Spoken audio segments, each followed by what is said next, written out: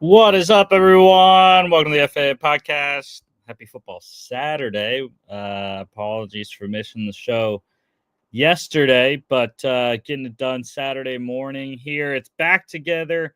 Football weekend on ESPN and NFL Network. So all 32 teams getting at it in training camp. And we are going to talk about the AFC West today. Along with all the rest of the litany of news. Bunch of news going on as training camp ramps up. NFL news here generally. The Bengals finally signed their first-round pick, Shamar Stewart.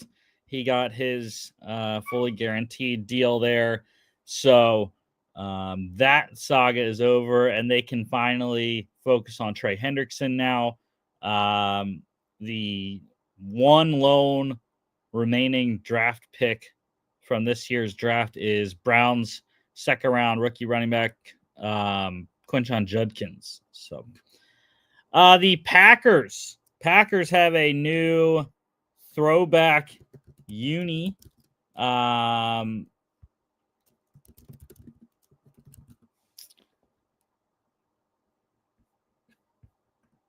They are hearkening back to their 1923 roots here, and it is really solid. I really like them. I think they're pretty cool.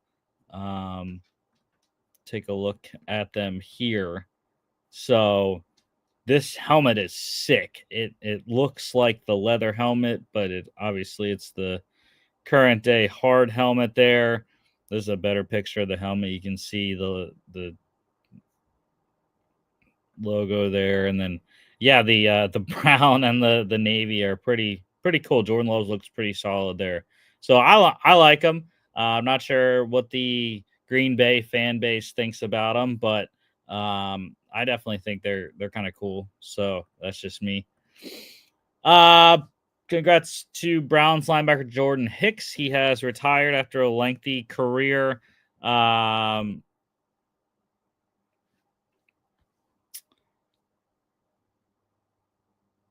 Congrats, Jordan Hicks. At least 100 players from about half the teams are facing fines, possible suspensions for selling their allotted Super Bowl tickets from Super Bowl 59 above face value. So this was a big ongoing investigation. Multiple teams involved. Like I said, over 100 players.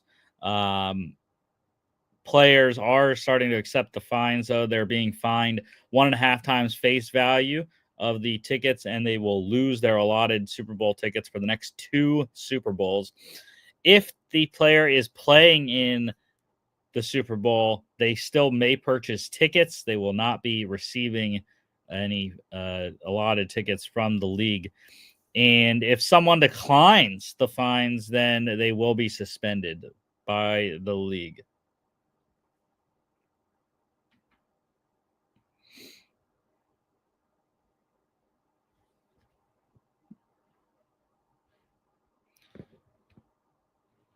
How about ESPN?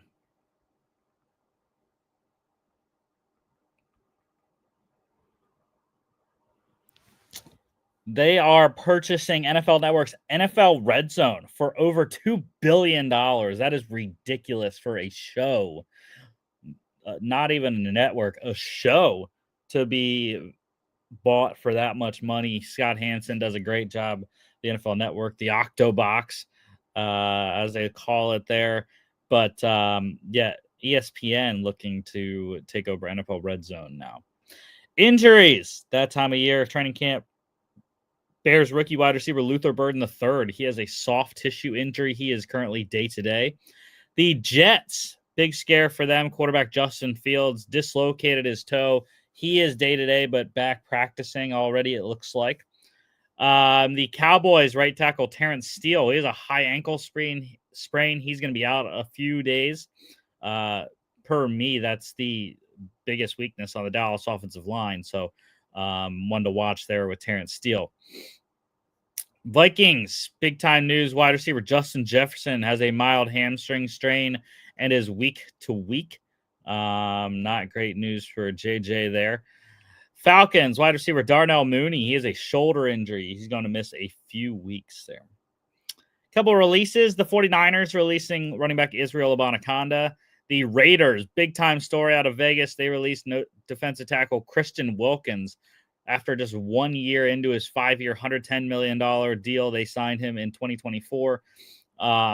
Disagreement over his foot injury, surgery. The team wanted surgery. Wilkins got multiple opinions. Did not think he needed surgery, so the team released him. Big time financial implications there. They got Wilkins for 5 games, and I believe he made about $50 million. Wild. Couple signings. The Titans, they signed Vikings edge rusher Jihad Ward, trying to bolster their edge there after Harold Landry walked in free agency. The Falcons, they signed Chargers wide receiver DJ Chark to a 1-year deal, so it kind of makes more sense with the Mooney injury there in Atlanta. And the Dolphins, they signed Raiders corner Jack Jones to a 1-year deal. Big-time playmaker for both the Patriots and the Raiders. Kind of surprised he wasn't on a roster right now. Had some off-field issues before with New England. But, yeah, really solid player, and they're going to need him with Artie Burns going down with the ACL. All right, let's move on to the AFC West season preview here. Let's start with the Las Vegas Raiders. 2024 record 4-13.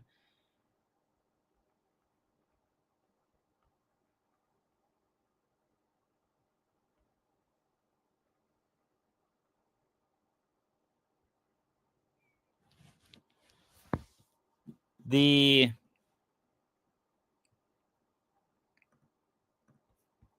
offensive starters look like this. Quarterback Geno Smith, running back Ashton Genty, wide receivers Dante Thornton Jr., Trey Tucker, and Jacoby Myers. Tight end Brock Bowers and Michael Mayer as well.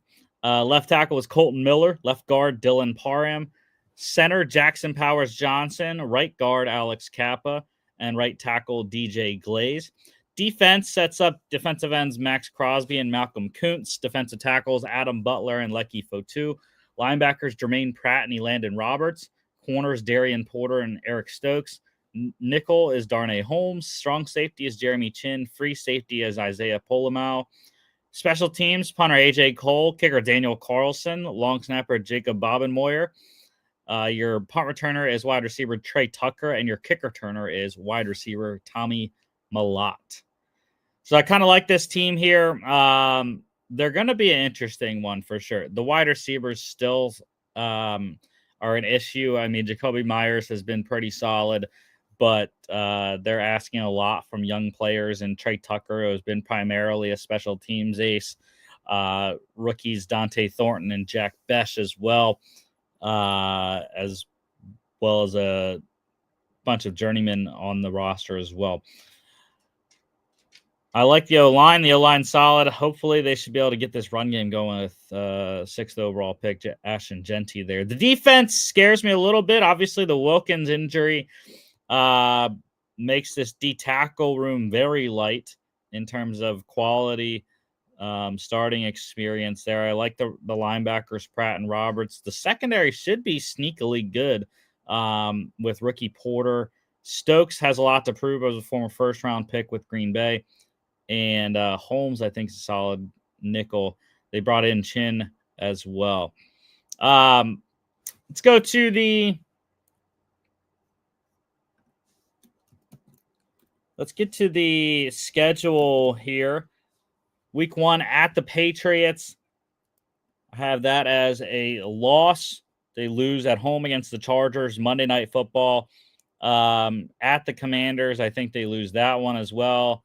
They lose at home against the Bears. They win at the Colts. So 1-4 start there. I think they can beat the Titans.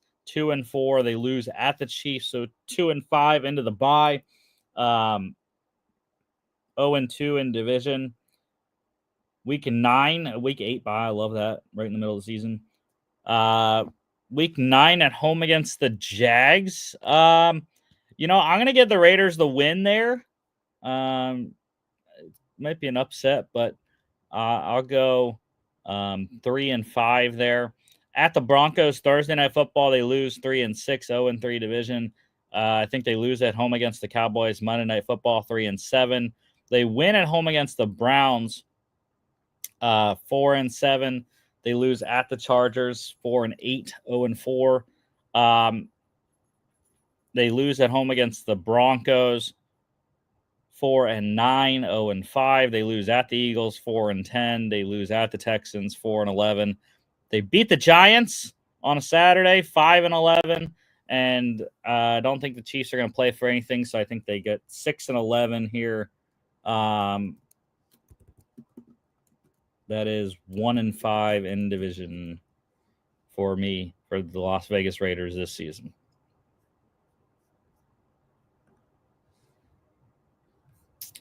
Moving on to the Denver Broncos. Surprise last year to a lot of people. Not me, though. Not me. Bo knows, and I knew this marriage would be fantastic. I've been calling it ever since before the 2024 draft. Bo Nix with Sean Payton would be fantastic. Going into year 2, we'll see what they can do now.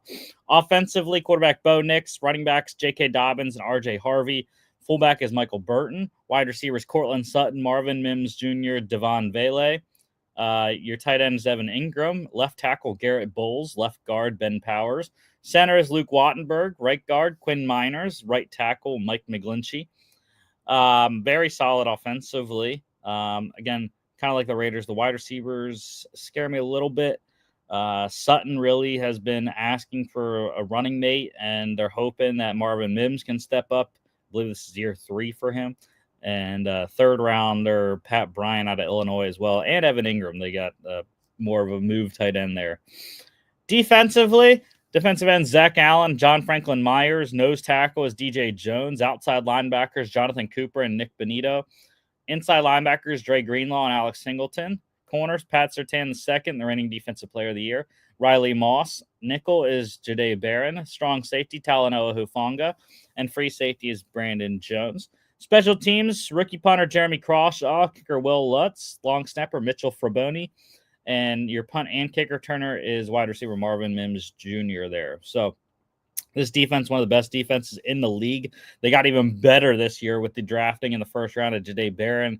He's looking to start at nickel right now, and the additions in free agency of Dre Greenlaw at linebacker and Talanoa Hufanga at strong safety there. So this defense should once again be a top 10, top 5 unit and hold the fort down for Bo Nix and that offense, giving them short fields every once in a while. And I really love Crawshaw, man, the punter. I think he's going to be an excellent addition to this Broncos special teams unit.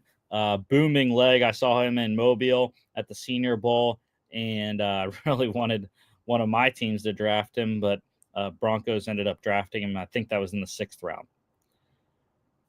Schedule here for the Denver Broncos. I'm really high on this team for a second straight season. Week 1, and they have a nice schedule as well. They win at home against the Titans week 1. They win at the Colts week 2. I'm going to have them lose at the Chargers week 3, so 2-1, 0-1 in division. I think they can beat the Bengals. Monday Night Football, they have the defense to do it. So I'm going to have them beat the Bengals. 3-1 at the Eagles. They lose 3-2. They win at the Jets. That's in London. 4-2. They win at home against the Giants. 5-2. I think they can beat the Cowboys. 6-2 at the Texans. I think they have the defense again. 7-2. They win at home against the Raiders. Thursday Night Football. 8-2.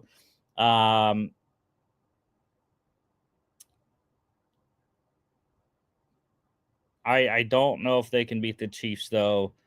So I'm going to actually have them getting swept by the Chiefs. So 8-3. Week 12 bye.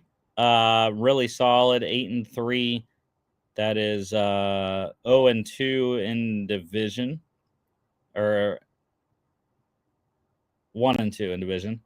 At the Commanders, Sunday Night Football, Washington. I'm gonna have them lose that one, 8-4.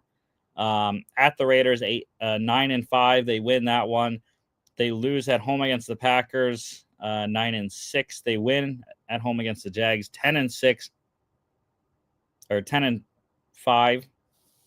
Yeah, 10-5. 1, 2, 3, 4, 5.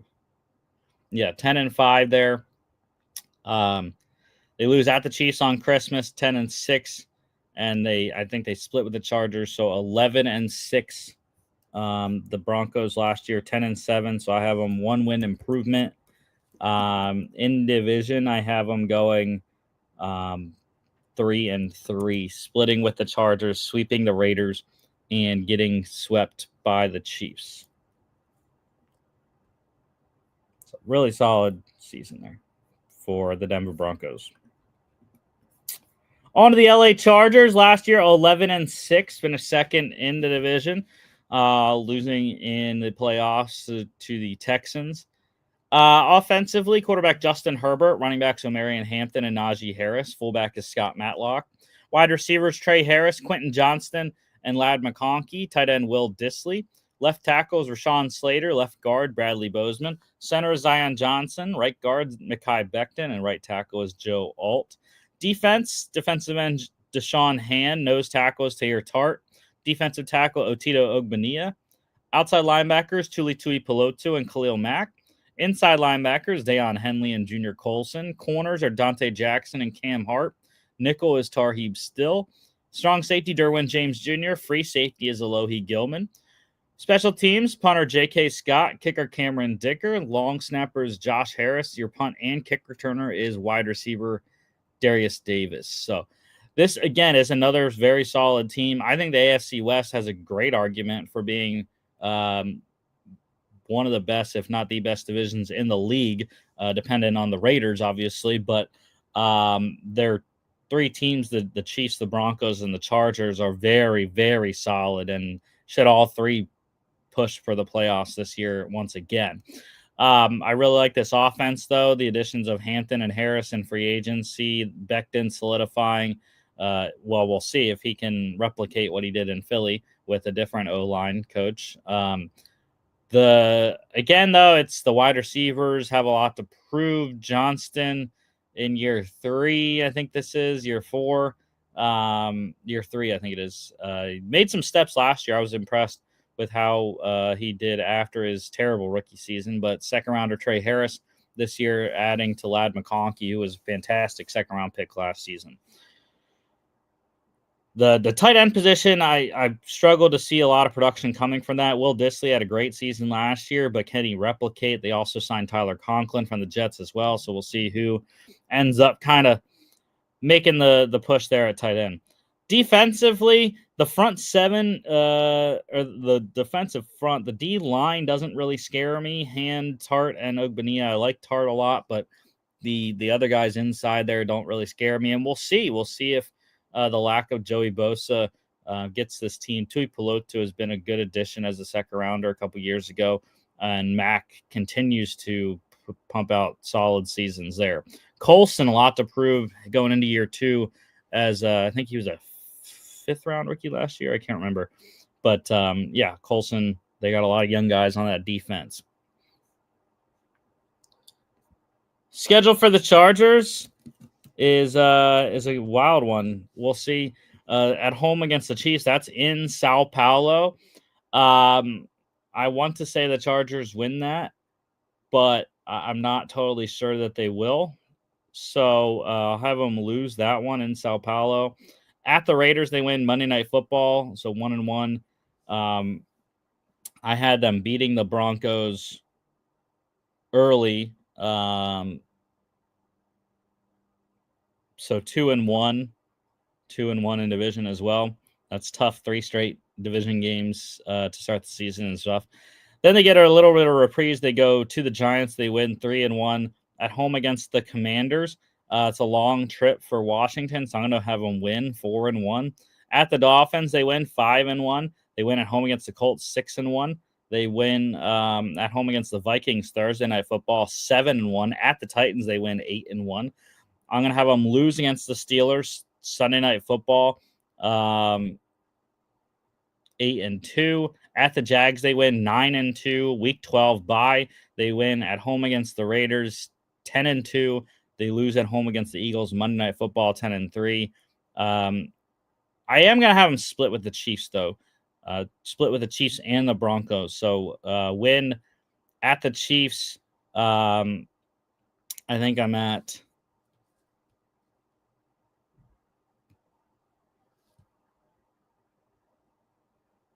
11-3. They win at the Cowboys, 12-3. They win at home against the Texans on a Saturday, 13-3. 13-4 for me. And it is a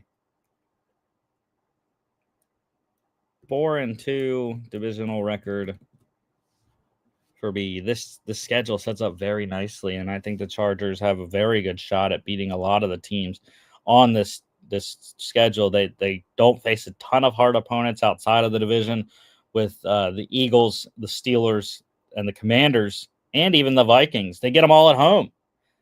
Their hardest opponents are all in LA, and they're all East Coast teams that have to travel all the way across the country. Their hardest road games outside of the division is probably the Dallas Cowboys, but I think the Chargers defensively have enough to stifle Dak Prescott in that offense. So, yeah, I really like the Chargers apparently this year.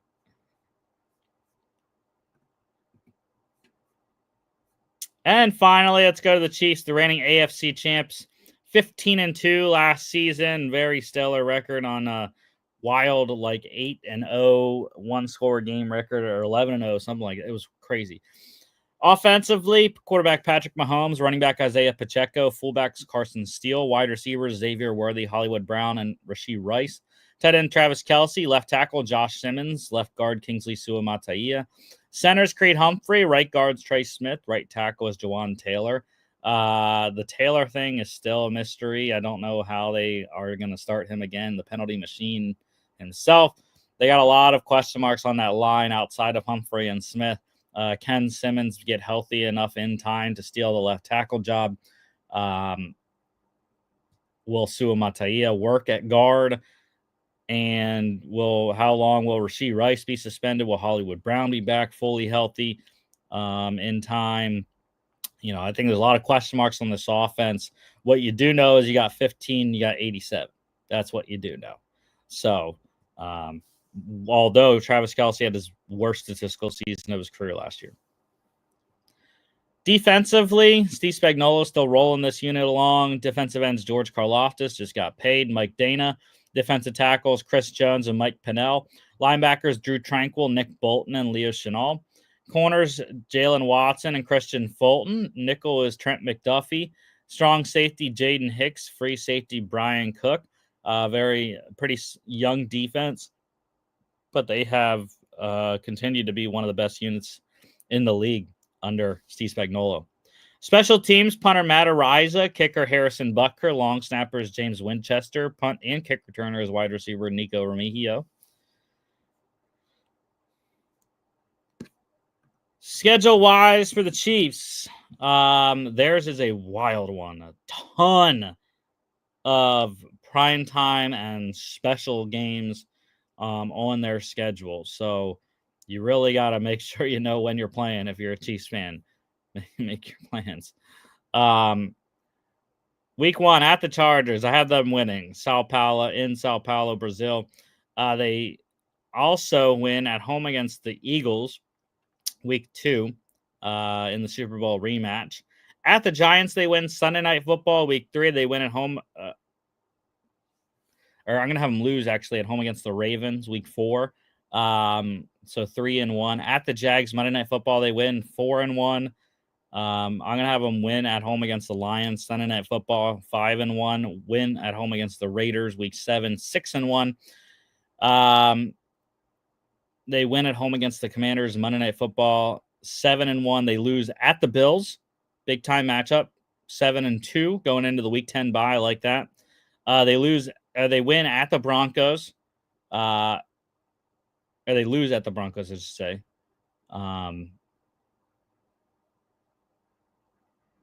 No, I had them sweeping the Raiders and the Broncos, only getting the loss. Yeah, okay. So win at the Broncos, week 11. That is what I have. 1, 2, just 2 losses there. So that would be 8-2. They win at home against the Colts. 9-2. They win at the Cowboys on Thanksgiving. 10-2. They win at home against the Texans Sunday Night Football. 11-2. They lose at home against the Chargers. 11-3. They win at the Titans. 12-3. They win at home against the Broncos on Christmas. 13-3. And at the Raiders, they win 14-3 for me. The Kansas City Chiefs, 5-1 in division.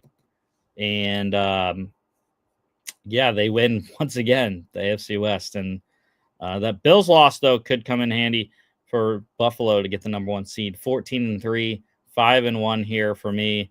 So it sets up like this at the end here. I had the Kansas City Chiefs 14-3, winning the AFC West once again. The LA Chargers not far behind, 13-4, 4-2 in division. And I had the Broncos next at 11-6, 3-3 in division, and the Raiders once again missing the playoffs, 6-11, 1-5 in division there.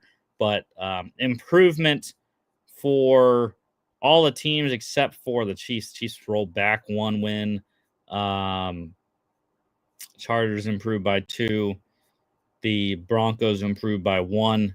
And like I said, the Raiders improved by 2 as well. So that's how it sets up for me. Chiefs, Chargers, Broncos, Raiders, just like it was last year. I have a repeat of that in the division there.